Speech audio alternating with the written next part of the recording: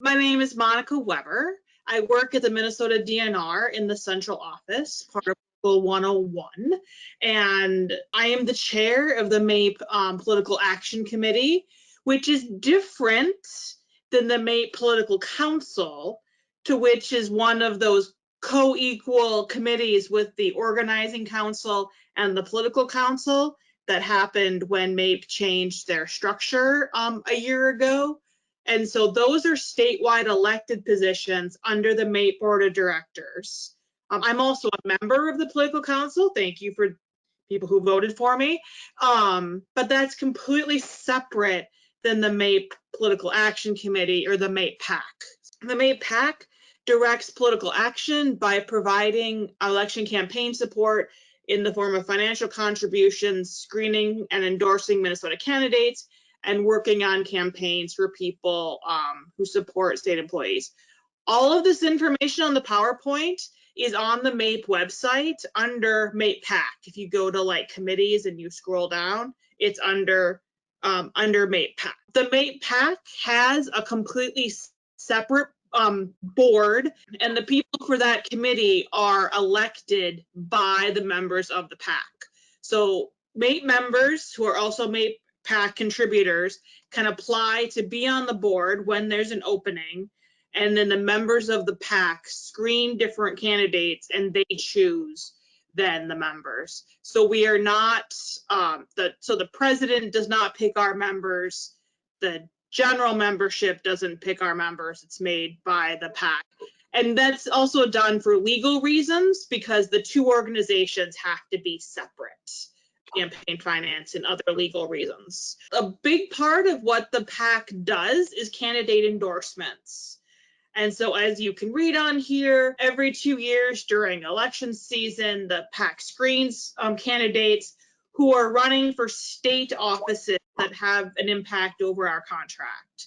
So we, state house, state senate, the governor, and then the other constitutional offices given their other roles are campaigns that we screen and endorse. So we don't do any federal races, like we don't endorse for Congress or for US Senate. We have started in the past couple of years screening for local races like city council and school board if they are currently a MAPE member. So if you're a MAPE member and you're running for school board, you can screen and we can give you an endorsement. And that's really because a lot of candidates who run for legislative office come from city council, school boards, county boards. So it's a way to make sure that we can get more of our members into the political pipeline. People ask me, what does it mean to be auto endorsed? So the PAC is up to 9 people, and each screening takes approximately a half an hour to do.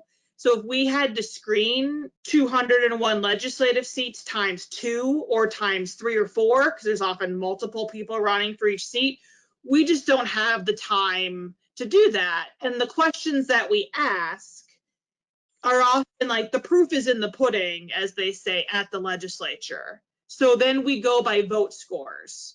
So if you have a vote score of 90% or above, then you get auto endorsed. So if we had our contract, if we had agency budgets, and if we had a change to a statute that we argued in favor of, or if it was something that we were directly opposed to, and we tell people how to vote, and they vote that way, then that builds to their voter score. So when you see auto endorsed, it means those are people who voted over 90% of the time on our issues. So why is MAPE involved in politics? As state employees, we are all political actors.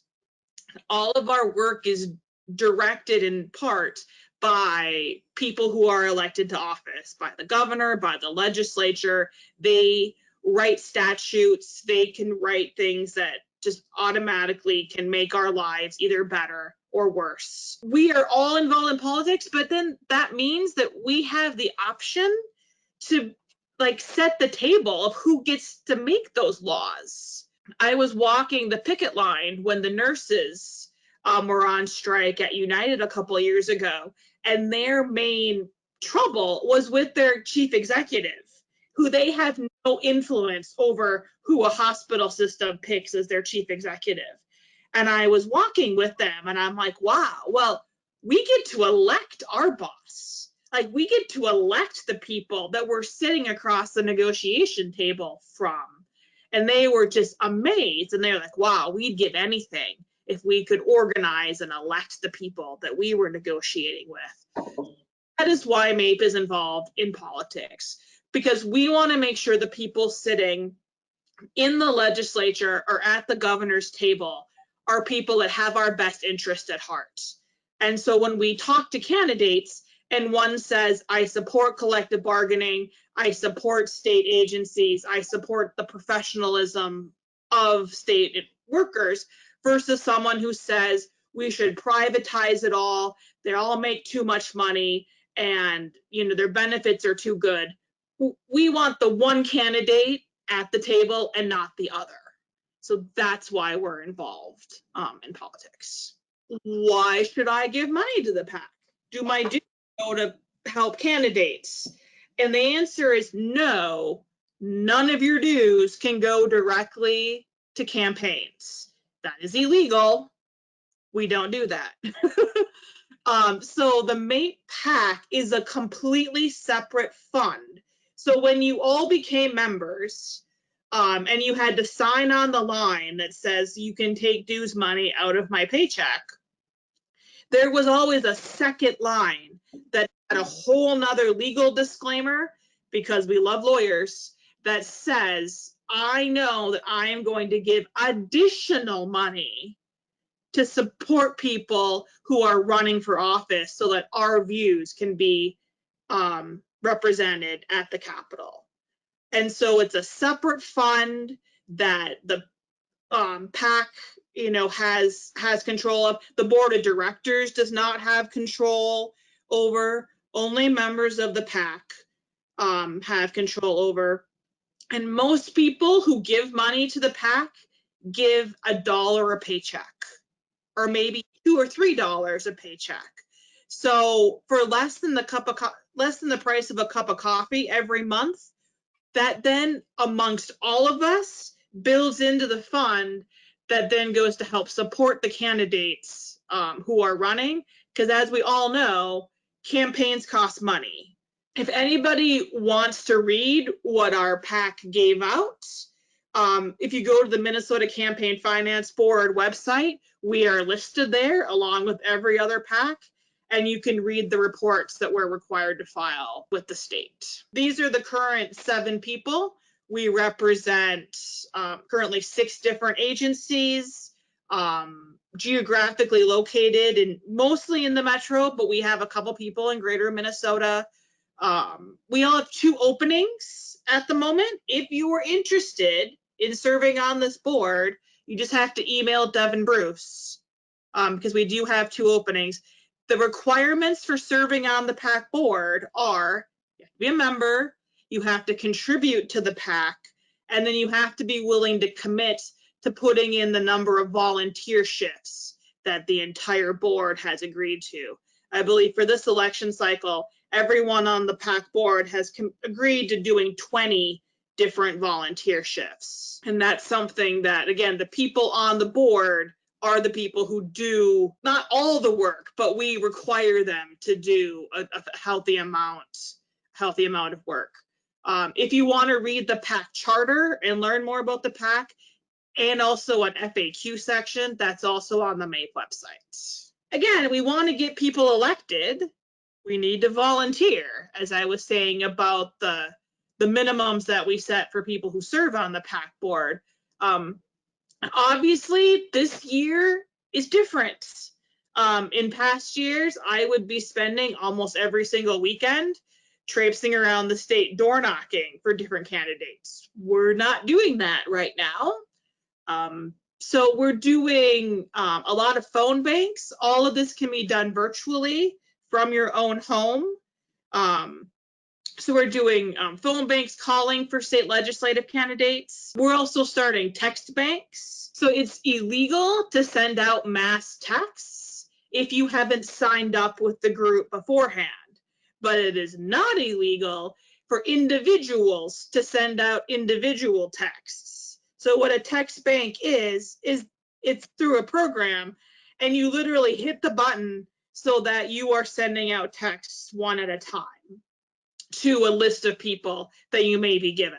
So you sit there for an hour or so and you just hit send on this program. You're not using your own phone.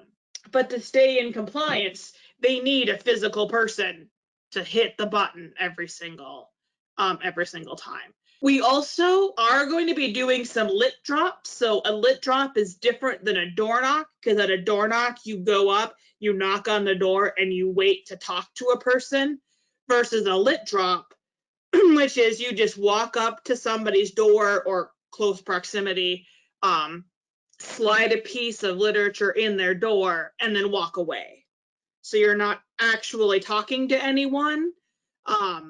Obviously, lit drops are not as good as door knocks because you don't get a personal connection, but they at least, unlike calling someone and them not being home, on a lit drop, they at least get something in their door, so they at least know that you were there. Some campaigns are starting to do lit drops. Some still aren't comfortable with lit drops. That's kind of a more fluid situation, which is why I say closer to election day. But if anybody, wants to do that, they're more than welcome to do so. Another thing that MAPE is encouraging people to do, and this is statewide, this is for everyone, is to become an election judge. If you've gone to the polls in the past, you've noticed that the people who are manning or staffing the polling places tend to be older, and many don't feel comfortable going out in these new times that we live in for fear of getting ill. So we need more people to be election judges so that the process can go faster. And the great thing is that in our contract, you get paid your state wage if you're an election judge for that day, and you get paid whatever the city, the county, whoever else is running the election. So you can essentially get double paid for the day, and that's in our contract under leaves. So we're just encouraging people to become election judges. And if you Google how to become an election judge in Minnesota, you will get sent to other links, and then there's a link right here. If people want to volunteer, the key thing to remember is do not use state equipment. So if you're doing a phone bank, if you're just emailing your coworkers to say, hey, I'm going to go to this phone bank, do you want to come? Don't use state email and don't use state equipment. So use your personal phone, personal laptop, personal email address, because we don't ever want to get into a situation where we're accused of using state resources in the direct advocating for one particular candidate or another. My cell phone number, and I can give it to you all because lots of people have my cell phone. If you want to text me, 612-720-9222. If you're texting me, please put your name so I have some contacts where I know you. But if you want to volunteer or want more information, that's the best way to get a hold of me.